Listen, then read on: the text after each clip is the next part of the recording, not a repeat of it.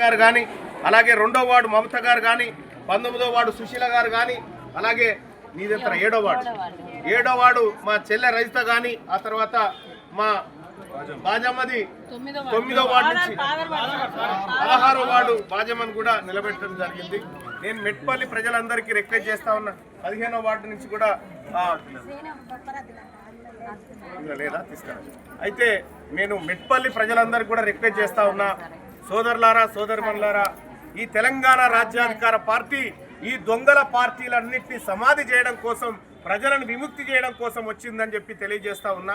ఈ ఎన్నికల్లోకి వస్తున్నటువంటి బీఆర్ఎస్ పార్టీని, లేదంటే వాళ్ళు ఏం మాట్లాడుతూ ఉన్నారమ్మా, రేవంత్ రెడ్డి గారు మాట్లాడుతూ ఉన్నాడు, ఆయన తొండలు ఇడుస్తాను ఒక ఆయన అంటా ఉన్నాడు, ఈయననేమో తొండలు పెంచుకుంటాను ఇంకో ఆయన అంటా ఉన్నాడు.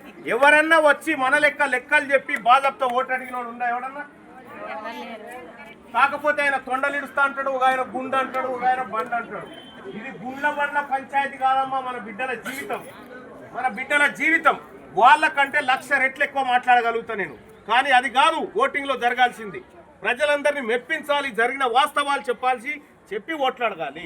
వాళ్ళ కోసం మా ఆడబిడ్డల తరఫున నేను ఈ మెట్పల్లి మున్సిపల్ గ్రామ ప్రజలందరికీ కూడా, మున్సిపాలిటీ వాళ్ళందరికీ కూడా రిక్వెస్ట్ చేస్తా ఉన్నా, కత్తెర గుర్తుకు ఓటేయండి.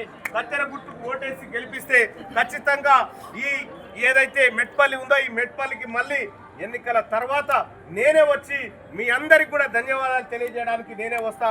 మా ఆడబిడ్డల్ని గెలిపించాల్సిందిగా పేరున అందరికీ రిక్వెస్ట్ చేస్తా ఉన్నా. Thank you.